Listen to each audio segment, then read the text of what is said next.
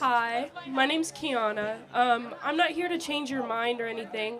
I'm just mostly here to ask, why do you believe that abortion has become such a political and dividing issue in specifically the last few years? Well, the repeal of Roe versus Wade, for sure, is one of the reasons. And secondly, there has been a not so subtle dehumanization movement over the last 60 years that makes it acceptable to crush human beings smaller than you if you so choose. Okay. It's mostly I believe that the initiative of those beliefs have become more hateful towards women. And I'm just kind of wondering, what is the incentive with all of these points? Why should we not have the option to choose? Do I, or do, do you have the agency or the choice to murder? Well, yes. There's consequences, but I do have But the option. under the law? No, Okay, technically. so therefore, that's our position. Well, not necessarily. It's more so in the aspects of when, the mother's life is in danger and, those special circumstances, why can we not have those options in those situations either?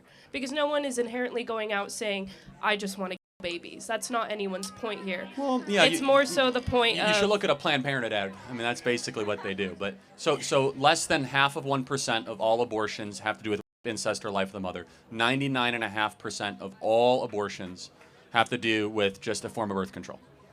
It's a last catch option because whatever type of birth control you were using didn't work. Would you want someone who is not necessarily stable or ready to bring a child into this world and provide that child the life it deserves? Would you want them to still bring that child into this world? Without a doubt. Every life has a moral obligation to be able to live. So I just want to play this out. So you say it's all about the choice of the mother. Mm-hmm. At what point does the human being in utero become a human being in your mind? Because it must be not human than human. When does it cross that threshold? I would say more so in the second to third trimester. Got it. So just be respectful, guys. But why then? I mean, what happens in the second and third trimester specifically that all of a sudden human being, Well, it goes from a clump of cells in the first trimester to the heart being developed in the brain and the nervous system. So when does the heart begin?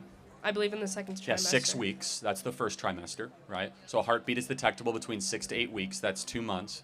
The second trimester does not start till 18 weeks. Brain waves are detectable at 10 weeks. So tell me why second and third trimester. Because that's when the baby is more so developed, is what I'm saying. When in that argument you had I'm not sure when you were shown the pictures of the fetus, of a dolphin fetus and a human's fetus, you weren't able to tell the difference. But that doesn't mean it was not a human being, though. But that's what I'm saying. It's not developed. It's the same kind of concept. If it comes down to that person's life and their well-being, why should they not choose we're talking about two different things. So life of the mother is extremely rare. It's not that rare, though. How many times do you think that there are abortions for the life of the mother out of a 1.5 million abortions every year? How much do you think? I'm not sure with a number off the top of my less than head. 500 out of 1.5 million. And by the way, a vast majority of those are babies that could have been delivered by cesarean section. Do you know what a cesarean section is? Okay. So understand that if a baby's at 28 weeks and they say it's life of the mother, why would you terminate the baby when you could deliver it by C-section? Well, if you can deliver it by No, C-section... but they're not even given that option. Instead, they go to an abortionist. So then that's essentially an issue that we should address within these politics. Because no one is saying to kill kids. No one is saying kill babies. But first of all, late-term abortion is very common and very frequent. It's not that common, though. That's Again, a main how many point. times do you think it happens a year? Late-term abortions? Yeah. I don't think it happens. Tens of thousands of times a year. You can't say that Tens when of thousands it comes of to the times. life of the mother. But I am curious, though, just more, because you said about well-being. Mm-hmm. Why should any person be able to terminate another human being if you feel as if your well-being will be jeopardized? Why should I be able to terminate someone in this audience if they're going to get in my well-being way? No, By what moral But completely. apply a universal moral standard to the abortion argument and help me understand it. If I were to get pregnant right now, I would not be able to give birth to that child and give it the life it deserves. Because how did you get pregnant? How did you... Accidents still happen, guys. Okay, you hold can on. be on birth control. Hold on. You can still... This is an important point, guys. But wait a second. But then shouldn't you take responsibility for Absolutely. your orgasms? No. So let me Listen, be clear that you want to have all the fun, but none of the responsibility. No, that's not what I'm saying. I'm saying accidents still happen. No, of course. And you know what happens when accidents involve other human beings? You don't terminate them. You don't get to eliminate another human being because of an accident. That's not a moral code we live by. Correct. But why do you not care about the outcome of that human being's life? Well, of course I do. No, I mean. But you don't, because I don't? if I were to give birth to a kid right now and it's living in horrible conditions, because I'm just a college student, why do you not care? But why do you not put in funding into those establishments Hold to on. help them? Everything that we believe in is about the betterment of that kid's life. Safer streets for more police on the streets. Want to have better schools and school choice so that kid can read and learn. Stronger churches so that that kid can learn about a strong ethical code. Why does that matter if I can't afford a house for this kid? Well, but hold on, I'm going through the list of all the things that can happen. Curtailing inflation so you can have purchasing power for that kid. The point being, everything that we as conservatives believe in is making it easier to have children in this country. And just because we don't want more government money spent on something, which actually makes it harder, does not mean we don't want that thing. But it's a red herring argument. We're talking about the morality of the elimination of a life. Right. And so I just want to be totally understanding of clear that what species is the being when it's at 6 weeks? To me, I believe that it's a clump of cells. No, I understand. It's a zygote. No, I know, but the species. I'm sorry, what was The that? species. So everything on the animal kingdom has a species type. Right. So we are Homo sapiens, and you could be an alligator. But so what is it? Is it a Homo? it would be a Homo sapien. So if it's a Homo sapien, it's human. So then shouldn't it be given human rights? But it hasn't.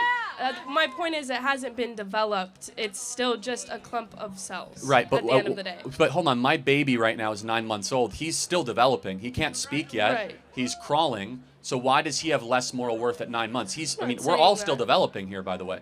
You know that men's brains don't stop developing till they're 35? Right.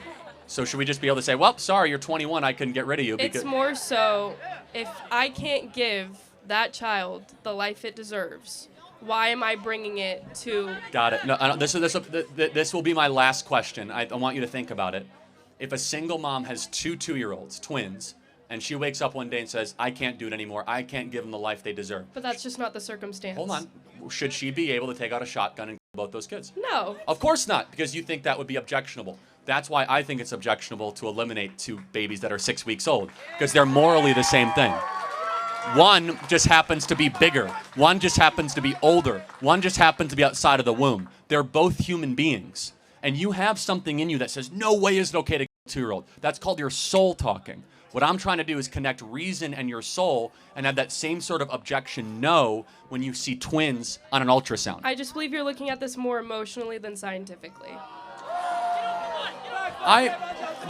Again, you can believe that. I actually am looking at it incredibly reasonably because I could tell you down to the minute when human life begins. You kind of give me a range.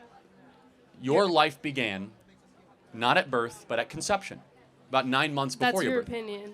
Well, it's actually science's opinion. You know why?